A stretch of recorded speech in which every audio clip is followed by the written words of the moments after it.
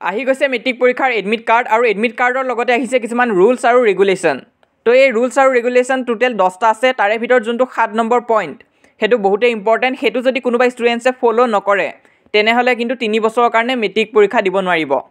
তো কি এই ৰুলছখিনি আৰু এডমিট কাৰ্ড কেনেকুৱা হ'ব গোটেইখিনি কথা আজি এই ভিডিঅ'টোত ডিছকাছ কৰিম। তো বহুতে এতিয়ালৈ পায়ে গ'লে এডমিট কাৰ্ড, কিছুমানে এতিয়ালৈ পোৱা নাই। তো তোমালোকে প্ৰেক্টিকেল এক্সামৰ আগে আগে এডমিট কাৰ্ডখন পাই যাবা।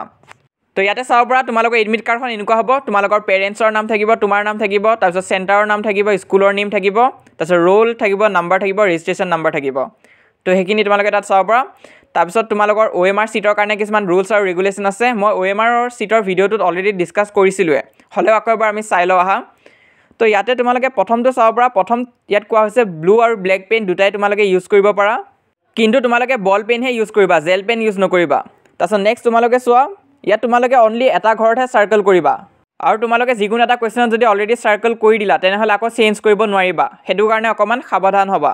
নেক্সট কৈছে তোমালোকে নিজৰ OMR চিটত ৰাফ ৱৰ্ক নকৰিবা আৰু সেইখন ফ'ল্ড বা ৰিংকেল নকৰিবা, সেইখন ভাজ কৰি নিদিবা, নহ'লে কিন্তু চেক কৰিব নোৱাৰিব। আৰু যিকোনো এটা কুৱেশ্যনৰ 4টা অপশ্যনৰ ভিতৰত তোমালোকে যদি 2টামান অপশ্যনত যদি দাগ দি দিয়া তেনেহ'লেও কিন্তু বস্তুটো ইভেলুৱেট নহ'ব, তোমালোকৰ এনচাৰটো চেক নকৰিব তেতিয়া। তো সেইখিনি কথাই লিখা আছে। প্ৰথম এইখিনিত আমাৰ অকল OMR কথা লিখা হৈ আছে। নেক্সট এইখন পেজ তোমালোকে চাব পৰা, ৰুলছ এণ্ড ৰেগুলেশ্যন লিখা আছে, লগতে ছাইডত তোমালোকৰ SSLC ৰুটিনখনো আছে। তো ইয়াতে চাব পৰা তোমালোকে। তো আমি এতিয়া ৰুলছ এণ্ড ৰেগুলেশ্যনখিনি ডিছকাছ কৰিম, ৰুলছ এণ্ড গাইডলাইনছখিনি কি আছে। তো প্ৰথম যোনটো পইণ্ট আছে তাত কোৱা হৈছে তোমালোকৰ এক্সাম হলত তোমালোকক সোমাব দিব 8:30ৰ পৰা। তো তোমালোকে নিজৰ চেণ্টাৰকেইখনত 8:30ৰ পৰা সোমাব পাৰিবা, আৰু তেতিয়া তোমালোকে নিজৰ ছিটখিনি বিচাৰি ল'ব লাগিব সেই সময়খিনিৰ ভিতৰত। তো মই কওঁ তোমালোকে 8:30ৰ আগতে যাই তাত ৰখি থাকিবা গেটৰ ওচৰত, কাৰণ ভিৰো বহুত হ'ব। তো তোমালোকে তেতিয়া যাই নিজৰ ছিটখিনি বিচাৰি ল'বা প্ৰথম। 8:30ৰ পৰা তোমালোকে ছিটখিনি বিচাৰিব লাগিব। তাৰপিছত 9টা বজাততো এক্সাম হ'বই, আৰু কুৱেশ্যন পেপাৰ তোমালোকৰ 5 মিনিট আগতে দি দিয়া হয়। তো এই কথাটো বহুতে নাজানে, তোমালোকৰ 9টা বজাৰ 5 মিনিট আগতে কুৱেশ্যন পেপাৰ তোমালোকে পাই যাবা। তো সেই সময়খিনিত তোমালোকে পাৰিলে গোটেই কুৱেশ্যন পেপাৰখন এবাৰ অবজাৰ্ভ কৰি ল'ব পাৰা, বা নহ'লে তোমালোকে যোনখিনি ইজি কুৱেশ্যন তাৰ এনচাৰখিনি মনতে ভাবি থাকিব পাৰা। তো সেইখিনি কৰিবা, 5 মিনিট আগতে কুৱেশ্যন পেপাৰ পাই যাবা। তাৰপিছত নেক্সট লিখা আছে তোমালোকে কি কি আনিব লাগিব। তো বহুতো ষ্টুডেণ্টছে আমাক সোধে যে কি বস্তু লৈ যাব লাগিব। তো এডমিট কাৰ্ড আৰু ৰেজিষ্ট্ৰেশ্যন কাৰ্ড এই দুখন কিন্তু তোমালোকে নিবই লাগিব এক্সাম হলত, সেই দুটা চেক কৰিব তোমাৰ। তাৰপিছত নেক্সট তোমালোকে চোৱা, no' candidate will be allowed to leave the exam hall in the first hour. তো এক্সাম চলি থকা প্ৰথম ঘণ্টাটোত তোমালোকে এক্সাম হলৰ পৰা ওলাই যাব নোৱাৰা, আৰু 2 ঘণ্টাৰ ভিতৰতো কোনোবাই যাব পাৰে যদিহে কুৱেশ্যন গোটেইখিনি লিখি হৈ যায়, কিন্তু তেতিয়া কুৱেশ্যন পেপাৰখন লগত লৈ যাব নোৱাৰে।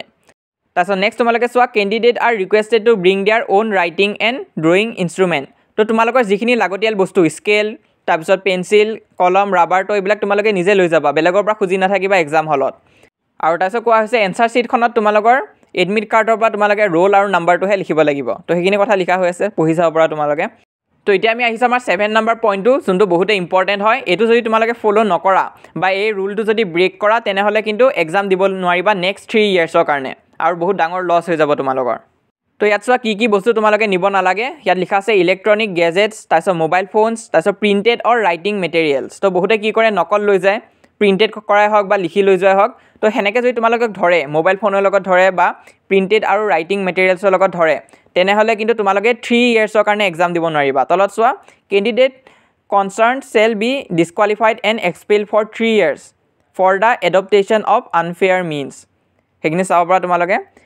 তাৰপিছত বাকীখিনি নৰ্মেলি আছে, তোমালোকে চাব পৰা। Candidate must not write any objectionable remarks in the answer sheet. তাৰপিছত ষ্টুডেণ্ট যিসকলৰ আছে ব্লাইণ্ডনেছ, তাৰপিছত ল' ভিজন আৰু মেণ্টেলি ৰিটাৰ্ডেড, তো সিহঁতক 20 মিনিটছ এক্সট্ৰা দিয়া হ'ব। তো ইয়াতে লিখা আছে 20 minutes extra time per hour. তো প্ৰতি ঘণ্টাতে চাগে 20 মিনিট এক্সট্ৰা দিয়া হ'ব। তো সেইখিনি কথা লিখা আছে। আৰু লাষ্টৰ পইণ্ট 10 নম্বৰত লিখা আছে, the board reserve that the rights to cancel admission into the examination if situation so' demands or for any violation of board's rules. তো এইখিনি আছিল টোটেল 10টা পইণ্ট। ইয়াত যদি কিবা কনফিউজন বা ডাউট আছে মোক কমেণ্ট বক্সত সুধিবা, আৰু এইখিনি জানাটো খুবেই ইম্পৰ্টেণ্ট। তোমালোকৰ লগৰবিলাককো তোমালোকে এইটো শ্বেয়াৰ কৰি দিবা যদি সিহঁতে এতিয়ালৈ পোৱা নাই।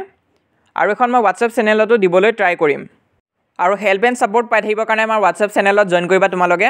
তো যিসকল ষ্টুডেণ্টছে এতিয়ালৈ আমাক হোৱাটছএপ চেনেলত জইন কৰা নাই, সোনকালে জইন কৰি লোৱা। লিংক পিন কমেণ্টত দিয়া আছে, তাত ক্লিক কৰি জইন হ'ব পাৰিবা। এইটো হৈছে আমাৰ ইনষ্টাগ্ৰাম হেণ্ডেল, তোমালোকৰ ইনষ্টাগ্ৰাম থাকিলে আমাক তাতো ফ'ল' কৰিব পাৰা। আৰু মষ্ট ইম্পৰ্টেণ্ট, আমাৰ এই চেনেলটো ছাবস্ক্ৰাইব কৰি ৰাখিবা, আমি যিমান পাৰোঁ সহায় কৰি যাম।